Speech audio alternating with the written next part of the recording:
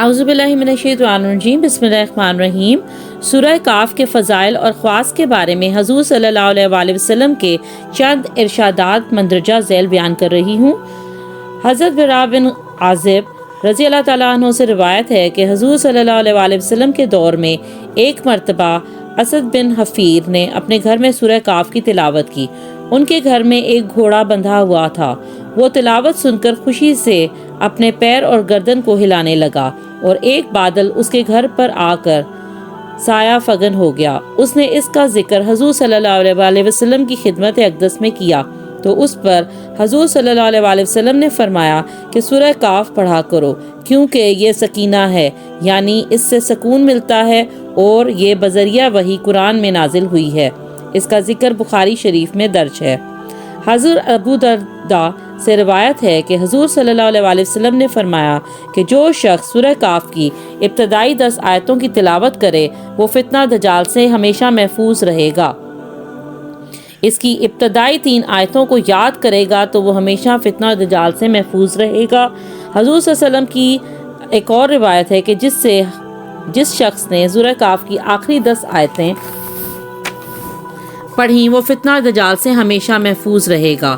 معاذ بن انس جمعی سے روایت ہے کہ حضور صلی اللہ علیہ وآلہ وسلم نے فرمایا کہ جس شخص نے سورہ کاف کا اول و آخر پڑھا وہ سر تاپا منور ہو جائے گا، اور جو شخص اس سورہ کو مکمل پڑھے گا اس کے لیے زمین و آسمان کے درمیان نور ہی نور ہوگا۔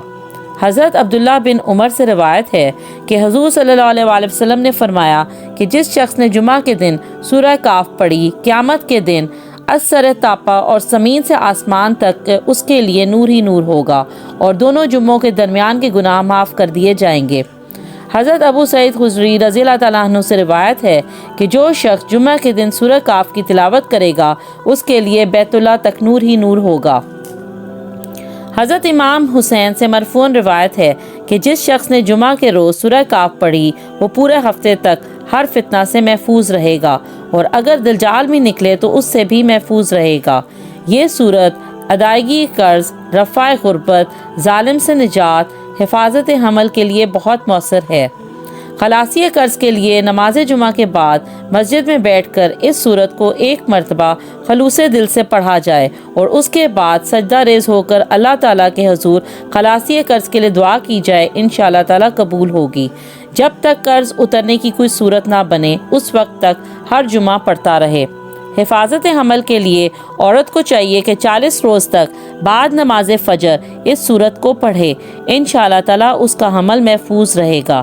اگر کوئی شخص غربت کا شکار ہو، اس کی روزی کا کوئی ذریعہ نہ بن رہا ہو تو اسے چاہیے کہ 11 روز تک اس سورت کو بعد نماز عشاء پڑھے، انشاءاللہ تعالیٰ اس کی روزی میں فراغی کا سبب بنے گا۔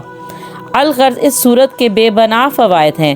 جس ارادے کے پیش نظر اس سورت کی تلاوت کی جائے تو اللہ اپنی رحمت سے وہ ارادہ پورا کر دے گا۔